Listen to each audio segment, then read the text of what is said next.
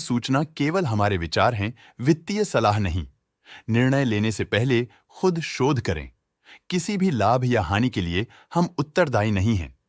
आज हम देख रहे हैं हिकाल लिमिटेड के 2024-25 Q3 की consolidated financial performance. Starting with the sales, पिछले क्वार्टर से सेल्स में -1% का डिक्रीज हुआ है, मगर कंपनी ने पिछले साल के मुकाबले 0% का सेल्स इंक्रीज रिपोर्ट किया। Expenses -0.5% quarter on quarter decrease हो गए हैं, जो साल भर के -2% के डिक्लाइन के साथ अलाइन करता है। एक्सपेंसेस में डिक्रीज अच्छा है, लेकिन सेल्स में डिक्रीज निराशा की बात है। ऑपरेटिंग प्रॉफिट, जो पिछले साल के कंपैरिजन में 11% अप हुआ है, quarter on quarter around -4% decrease हुआ है। Operating profit margin OPM annual basis पे 1.5% से इंक्रीज हुआ है और पिछले क्वार्टर के कंपैरिजन में -0.5% से डिक्रीज हुआ है। एक्सेप्शनल आइटम्स को ऐड करके अदर इनकम पिछले क्वार्टर के कंपैरिजन में लगभग 8 गुना बढ़ गई, बावजूद इसकी ईयरली ग्रोथ लगभग 59 गुना हुई है। इंटरेस्ट एक्सपेंसेस पिछले क्वार्टर से -0.5% डाउन हुआ, लेकिन ईयर ओवर ईयर इंक्रीज 31% हुआ है।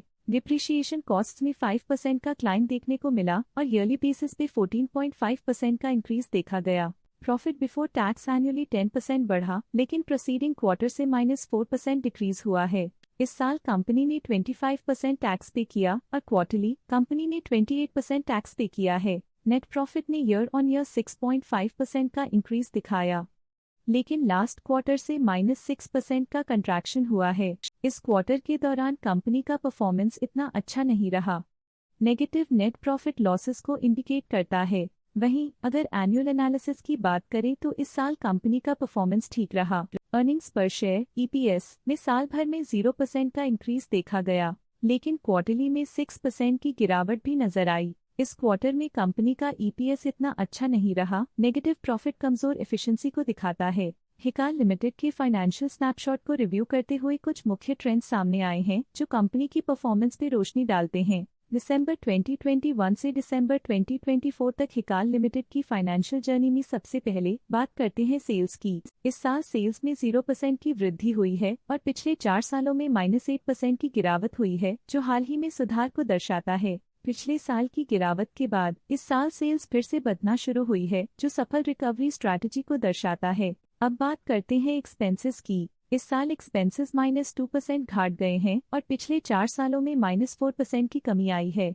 इस साल सेल्स और एक्सपेंसेस एक साथ बढ़ रहे हैं, जो बैलेंस्ड ऑपरेशनल अप्रोच को दर्शाता है। इस साल ऑपरेटिंग प्रॉफिट में 15% की बढ़ोतरी हुई और पिछले 4 सालों में -23% की गिरावट हुई है। एक टेम्पररी गिरावट के बाद ऑपरेटिंग प्रॉफिट ने लगातार दूसरे साल वृद्धि को बनाए रखा है, जो बिजनेस ऑपरेशंस में साइक्लिकल अपटर्न को दर्शाता है। इस साल नेट प्रॉफिट में 4% की वृद्धि के साथ पिछले 4 सालों में -61% की गिरावट हुई है। एक अस्थायी गिरावट के बाद लगातार दूसरे साल नेट प्रॉफिट में वृद्धि हुई है, जो फाइनेंशियल लैंडस्केप में साइक्लिकल रिकवरी को दर्शाता है। इस साल EPS में 4% की वृद्धि हुई, हालांकि पिछले 4 सालों में -61% की गिरावट देखी गई है। एक अस्थायी सेटबैक के बाद EPS ने लगातार दूसरे साल अपनी अपवर्ड ट्रैजेक्टरी को जारी रखा है, जो कंपनी की वॉलेटाइल मार्केट्स में अडेप्टेबिलिटी को दर्शाता है। चलिए अब बात करते हैं शेयर होल्डिंग पैटर्न की। हिकाल की शेयर होल्डिंग रिपोर्ट्स कुछ इस प्रकार की हैं, जो दिसंबर 2024 के 31 तक चलता है। ये रिपोर्ट कंपनी के शेयर्स की डिटेल्ड जानकारी देता है, जिसमें promoters, promoter groups, foreign investors, public investors और सरकारी एंटिटीज शामिल हैं। पब्लिक द्वारा हेल्ड शेयर्स का परसेंटेज 20.79% से इंक्रीज होकर 2024 के दिसंबर में 21.61% तक का इंक्रीज से देखा गया।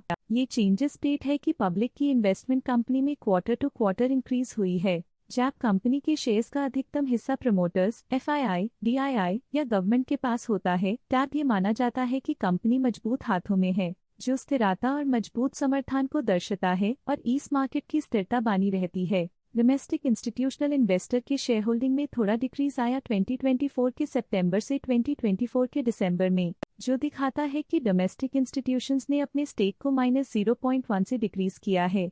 फॉरेन इंस्टीट्यूशनल इन्वेस्टर्स के शेयर होल्डिंग में थोड़ा डिक्रीज आया 2024 के सितंबर से 2024 के दिसंबर में, जो दिखाता है कि फॉरेन इंस्टीट्यूशंस ने अपने स्टेक को क्वार्टर टू क्वार्टर -0.72 से डिक्रीज किया है, जिसे पता चलता है कि उन्होंने अपनी इन्वेस्टमेंट्स को पुल बैक किया है। ये था कंपनी का करंट शेयर होल्डिंग पैटर्न। आज के लिए फाइनेंशियल सेक्टर में इतना ही। देखने के लिए धन्यवाद। स्टॉक लेटेस्ट न्यूज अपडेट के लिए चैनल को सब्सक्राइब करें और वीडियो को लाइक एंड शेयर करें।